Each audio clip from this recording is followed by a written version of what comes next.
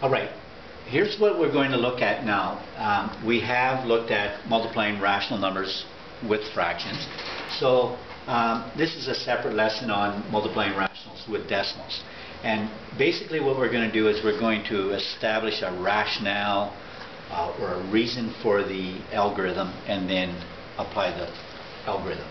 So I'm going to begin by taking a couple of fractions, two proper fractions. I'm going to take 3/10 multiplied by 7/10. Now, when we're multiplying common fractions, if there's nothing that I can cancel to reduce or lower the terms of these fractions, then I simply multiply the top times the top, numerator times numerator, and the denominator times the denominator. And as you see, I get 21/100ths.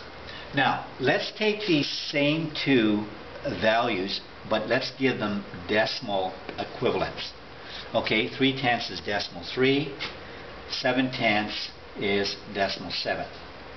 So, of course, when I multiply 3 times 7, multiply out the numerical values, I get 21. Now, this answer, of course, has to correspond to this one. They have to be equivalent.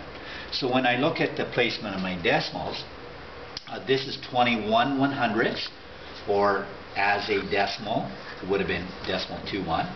Well, this, of course, has to agree also. So 3 times 7 is 21, and then I have to have two decimal places in my answer. So starting here, I move 1, 2. So I end up with decimal 21. Alright, so the rule or the algorithm is multiply the decimal numbers as they are. When you come to locate the decimal point in your answer, you have to have as many decimal points in your answer as the numbers you are multiplying. Alright, let's go over and apply it to a more complex set of rational numbers.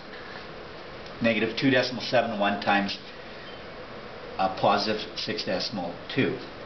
Well, first of all, I know my overall sign, my final sign is going to be a negative times a positive is going to yield an overall negative. So I'm going to put that in to begin with. Alright, applying the multiplication as now is if we were multiplying whole numbers. 2 times 1, 2, 2 sevens are 14, carry the 1. 2 twos are 4, and 1 is 5. Alright, so I've finished multiplying by the tenths. I'm going to cross out this carrying that I had. Now I'm going to move over to the ones place, so that's, I could fill this in as a 0. Move over to ones times hundredths. 6 times 1, 6. 6 sevens are 42, and a carrying of 4. 2 sixes are 12, and 4 is 16. Alright, and of course I have to add these. 2, 10, carry the 1. 6 and 2 is 8, 6, 1. And of course I know my answer is going to be negative. I decided that, or I arrived at that earlier.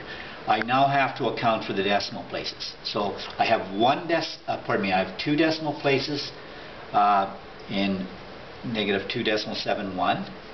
I have one decimal after the digit in 6.2. So that means I have to have a total of 3 in my final answer. And I begin counting from here to establish the decimal point. 1, 2, 3. So my final answer is 6.802. Okay, and of course I have a negative. So in summary, I have to have as many decimal places in my answer as the numbers I was multiplying.